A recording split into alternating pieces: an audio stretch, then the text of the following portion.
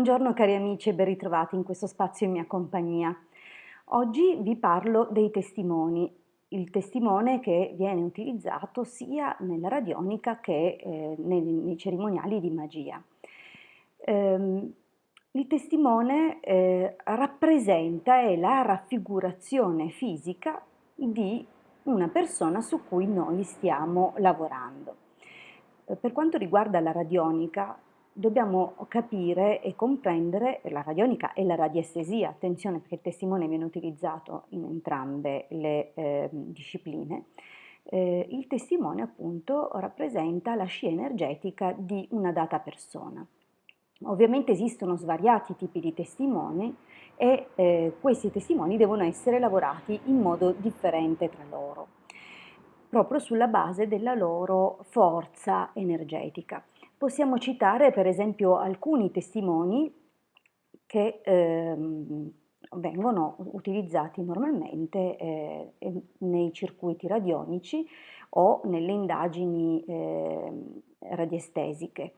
Ad esempio sono ottimi testimoni i capelli perché contengono tutto il DNA della persona, frammenti d'unghia, batuffoli di cotone con un campione di saliva o altrettanto con del sangue, lo sperma maschile o femminile, cioè le secrezioni insomma sessuali, oppure frammenti d'unghia, frammenti di pelle, insomma tutto quello che può contenere il codice biologico della persona. In questo caso si chiamano testimoni naturali, e cioè sono veri e propri frammenti della persona che dunque contengono tutto quello che è il suo codice, non solo genetico ma energetico della persona. Quando abbiamo questi testimoni naturali non occorre lavorarli, possono essere usati direttamente perché contengono tutta l'impronta vibrazionale di quella persona, dunque sono pronti all'uso. Invece per quanto riguarda altre forme di testimoni ne abbiamo di svariata natura, può essere un indumento indossato dalla persona che contiene magari sudore oppure comunque le esalazioni corporee di quella persona. E anche qui siamo al limite con il testimone fisico. Abbiamo poi ancora altri testimoni che sono meno, non sono naturali, hanno un'impronta energetica inferiore, ma non significa che siano meno efficaci. Ad esempio possiamo avere la firma della persona, in quel caso, essendo stata fatta di pugno dalla persona, è equiparabile appunto, e contenendo nome e cognome, equiparabile alla sua scia energetica. E anche in questo caso dunque può valere come testimone. Lo stesso dicasi per qualsiasi cosa scritta di pugno da quella persona, perché quell'impronta vibratoria viene impressa sul foglio e dalla grafia appunto della persona. Anche in questo caso, pur essendo un testimone virtuale, è comunque un testimone efficace. Ancora può essere utilizzata, vabbè, la fotografia. In questo caso non si può parlare di un testimone biologico, ma è un testimone grafico, un'immagine che però contiene la scia vibratoria della persona e la persona in quel dato momento che emana appunto tutta la sua vibrazione, la sua forza vibratoria, e pertanto la fotografia è un ottimo, perfetto testimone sia nella radionica, nella radiestesia che nella magia. Un altro tipo di testimone può essere un testimone virtuale nel momento in cui non abbiamo e non possediamo assolutamente nulla della persona, o possibilmente la persona a distanza, non abbiamo modo di sviluppare una fotografia, eccetera.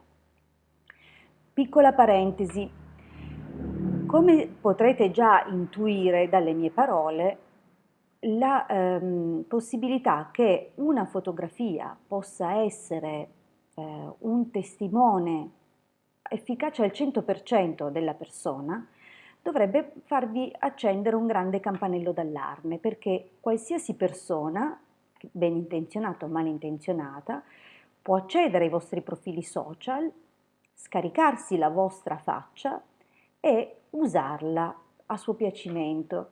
Spero che questa piccola parentesi, che vado subito a chiudere, vi spinga a rimuovere tutte le vostre immagini dalla rete.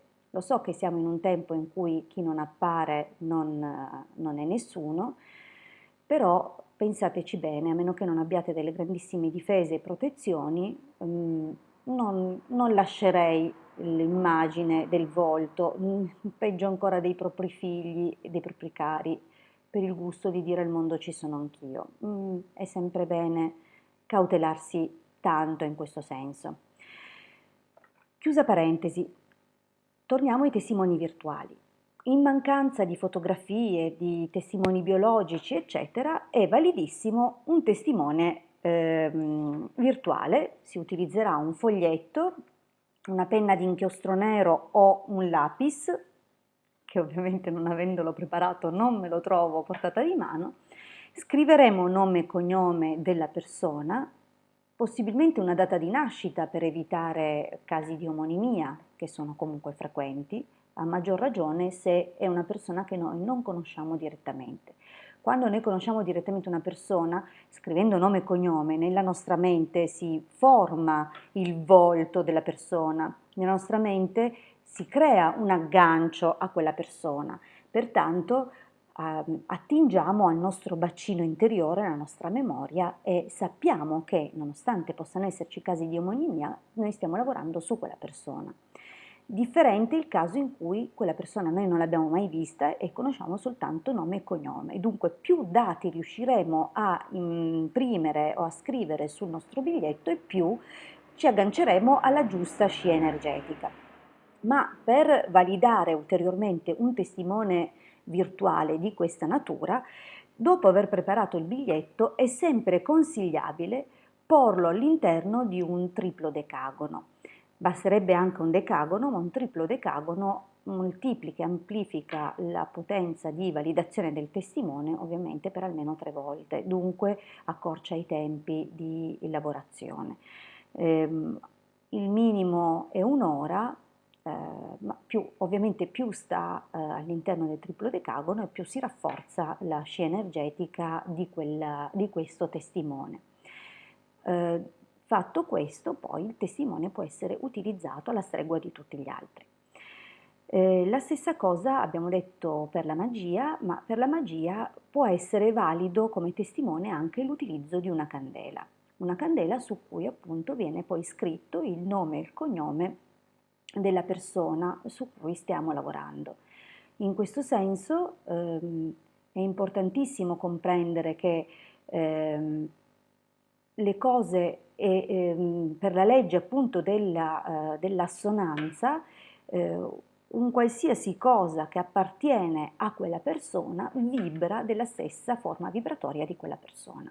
Dunque è come se appartenesse a quella sostanza, a quella scia energetica, quella informazione vibratoria di cui poi abbiamo bisogno nel momento in cui appunto ci apprestiamo a lavorare sulla persona. Detto questo, vi ringrazio per avermi ascoltato fino qui e vi rimando al prossimo appuntamento, alla prossima condivisione. Un grandissimo abbraccio dalla vostra Hildegarda, a presto!